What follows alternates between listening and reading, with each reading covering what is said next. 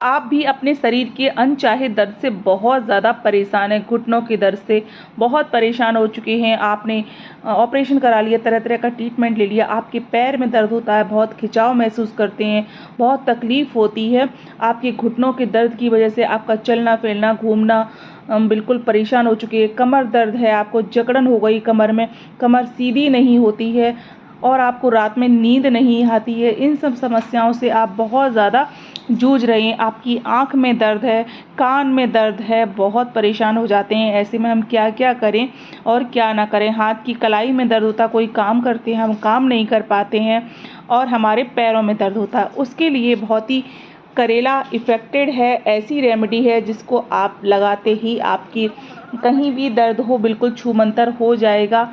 करेला इस तरह से ले लीजिए, इसमें जो बीज होते हैं वो एकदम रेड नहीं होने चाहिए। कहीं भी दर्द हो, किसी भी तरह का दर्द हो, आप जब चलने-फिरने में असमर्थ हो जाते हैं, आपसे उठा-बैठा नहीं जाता, आप काम करने में परेशान हो जाते हैं, ऐसे में बड़ी तकलीफ़ होती है। हम कितना भी ट्रीटमेंट ले लें, बट जहाँ लोग चल फिर रहे हैं वहाँ हम चल फिर नहीं पा रहे हैं, तो हमें कहीं न कहीं तकलीफ़ तो बहुत ज़्यादा होती है। उनके बीच में हमें अजीब महसूस होता है कि ये सब ऐसा कर रहे हैं, हम क्यों नहीं कर पा रहे हैं? तो हम ऐसा क्या करें जो हमारे दर्दों से हमें बहुत जल्दी छुटकारा मिल जाए, यानी कि निजात मिल जाए। तो करेले के बीज मैंने अलग कर दिए थे और इनको छोटे-छोटे पीसेस में मैं कट कर रही हूँ। करेला ताज़ा ही होना चाहिए, कोशिश करें रखा हुआ करेला ना हो, और जो इसके बीज होते हैं इनकी हमें कोई ज़रूरत नहीं है, हमें सिर्फ़ करेले की ही ज़रूरत है। करेला, जैसे कि आप जानते हैं, डायबिटीज़ के लिए भी बहुत ज़्यादा लाभकारी होता है। जिनको डायबिटीज़ है वो करेले का जूस पीते हैं और उससे डायबिटीज़, उनकी शुगर लेवल कंट्रोल रहती है। इसी तरह ये हमारे घुटने, हाथ में, पैर में, कान में दर्द के लिए भी बहुत ज़्यादा इफ़ेक्टेड है। तो मैंने इसको, करेले को, उसमें कूटने में खलबट्टा में डाल दिया था। कुछ मैंने लौंग ली थी। आप जानते हैं लौंग हमारे दर्द के लिए कितनी रामबाण है, बहुत ज़्यादा उपयोगी है। जो भी हमारे दर्द वाले ऑयल जो मार्केट वाले आते हैं उसमें सब में लौंग पड़ी होती है। और ये मैंने हल्दी ली थी। हल्दी ये जो आमा हल्दी जिसको बोलते हैं ना, जो दर्द सूजन में लगाई जाती है, ये वो वाली हल्दी है, कच्ची हल्दी। तो ये हल्दी मैंने ले ली थी क्योंकि इससे सूजन, जो हमारे घुटनों में सूजन आती है, पैरों में सूजन आती है, वो बहुत जल्दी दूर हो जाती है।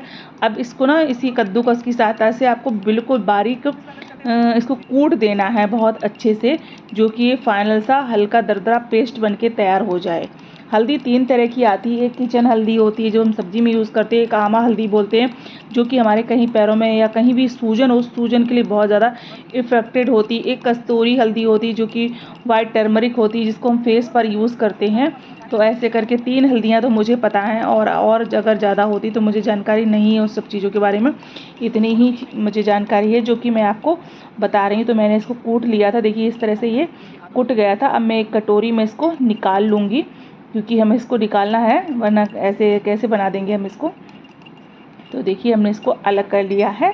उसके बाद एक हम फ्राई पैन टाइप का ले लेंगे छोटा सा, क्योंकि हम सारी रेमेडी जो है इसमें बनाने वाले हैं। उसके बाद आपको लेना है मस्टर्ड ऑयल, कड़वा तेल ही चलेगा, उसके अलावा कोई तेल नहीं चलेगा, क्योंकि कड़वा तेल जितना इफ़ेक्टेड होता है, रामबाण होता है, कहीं भी दर्द, सूजन, अनिद्रा टाइप की चीज़ें हो जाती हैं, उसमें आप सर में भी लगा लो तो भी बहुत आपको रिलीफ मिलेगी। आपकी आँख में दर्द, कान में दर्द, घुटनों में दर्द, कमर दर्द, जकड़न हो गई कहीं, उसके लिए बहुत ज़्यादा ये बेस्ट होता है। तो कोई और तेल नहीं चलेगा, कड़वा ही तेल। अगर आपको घर वाला मिल जाए शुद्ध सरसों का पेरा हुआ, तो उसकी बात ही अलग होती है। मार्केट में पता नहीं क्या क्या केमिकल वाले तेल आते हैं, तो उसका कोई मतलब नहीं है।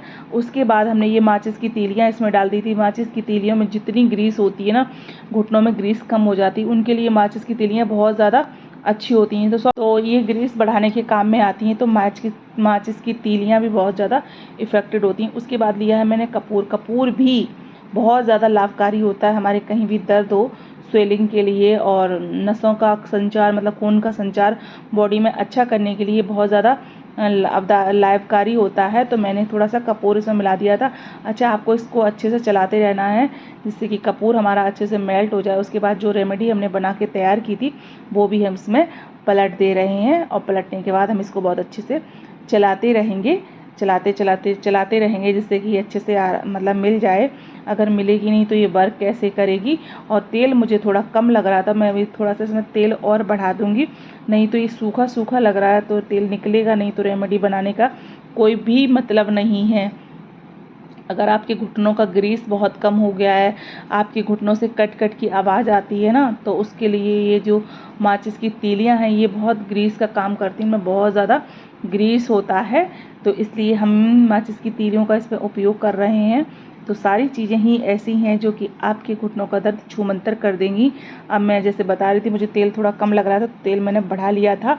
उसके बाद हम इसको लेकर चलते हैं गैस की ओर। ठीक है, गैस पर हमने इसको चढ़ा दिया है। बहुत तेज़ आंच नहीं करनी है, मतलब लो फ्लेम ही रखना है गैस का, और इसको चलाते रहना है, जिससे कि हमारा जो ऑयल है और सारी चीज़ें जो हमने इसमें ऐड की हैं वो बहुत अच्छे से पक जाएं, क्योंकि पकेंगी नहीं तो ये असर कैसे करेंगी। और ये तीलियों का जो रेड रेड दिख रहा है, ये जब उसमें घुलेगा नहीं तो कोई मतलब नहीं होगा हमारी रेमेडी बनाने का। तो ये अच्छे से हमने इनको मतलब जलने दिया है, थोड़ा सा पकने दिया है। जब ये पक जाएगा तो हम इसको उतारेंगे। आप देखो, और गैस बहुत तेज़ भी नहीं करनी है, क्योंकि आप जानते हो कपूर वपूर पड़ा है इसमें, तो आग लगने का भी डर रहता है। तो हल्के ही फ्लेम पर आपको इसको पकाना है, इस तरह से चलाते रहना है, जिससे कि लग भी ना जाए। क्योंकि और तेल आप अपने अकॉर्डिंग डाल सकते हैं, कम ज़्यादा, जितनी रेमेडी आपको बनानी है उस हिसाब से आप इसको लेंगे। मैंने कम से कम 4 चम्मच ये तेल डाला था, जो चम्मच में मैं चला रही हूँ इसी चम्मच से। और आप तेल कम ज़्यादा क्वांटिटी आप अपने अकॉर्डिंग रख सकते हैं, जितनी आपको ज़रूरत हो, कि कम ज़्यादा बना के रख लो। आप 1 महीने तक बना के रख लो, फिर भी ये नहीं ख़राब होने वाला है। मैंने थोड़ा थोड़ा बना लेती हूँ, ज़्यादा नहीं बना के रखती हूँ, क्योंकि मेरा डेली का काम है रेमेडी बनाना, तो बहुत सारी चीज़ें मेरे पास इकट्ठी हो जाती हैं, उतना मैं यूज़ भी नहीं कर पाती हूँ। तो देखिए, ये चला दिया था तो ये काफ़ी हद तक ये जल गया है। उसके बाद हम इसको अलग कर लेंगे, है ना। देखो, जितना आप इसको पका लोगे ना, उतनी ही अच्छी आपकी रेमेडी परफेक्ट बन के तैयार हो जाएगी।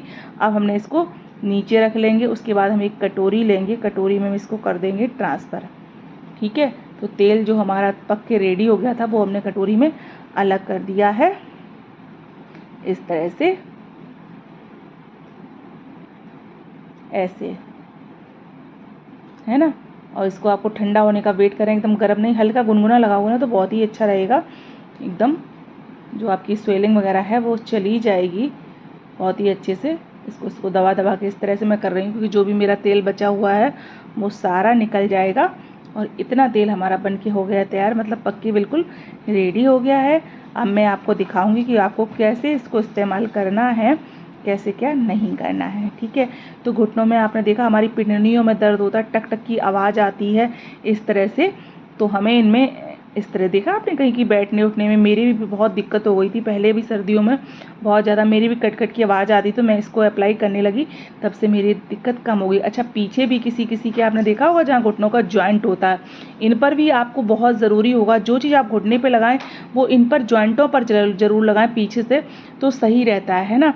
तो ये रेमेडी जो मैंने बनाकर तैयार की थी वो मैं घुटने पर लगाकर दिखा रही हूँ, इस तरह से। खूब अच्छे से मसाज करें, अपोजिट डायरेक्शन में, मतलब सीधा उल्टा कर करके लगाएं आप, तो जो ग्रीस जो घुटनों की कम हो जाती है वो एकदम, इस एक दिन में तो लेवल नहीं बढ़ जाएगा, बट आप धीरे धीरे यूज करते रहेंगे तो सही ही हो जाएगा इस तरह से। और आई होप कि आपको ये मेरी रेमेडी जो है पसंद आई हो। पसंद आई हो तो लाइक शेयर ज़रूर करना, और आप बनाकर लगाएंगे उसके बाद मुझे ये ज़रूर बताना कि आपके घुटनों का दर्द ठीक हुआ है या नहीं हुआ है। देखिए, इस तरह से आप रात में मालिश करवा लीजिए, सो जाइए। तब तक के लिए टेक केयर, बाय बाय, मिलते हैं नेक्स्ट वीडियो में।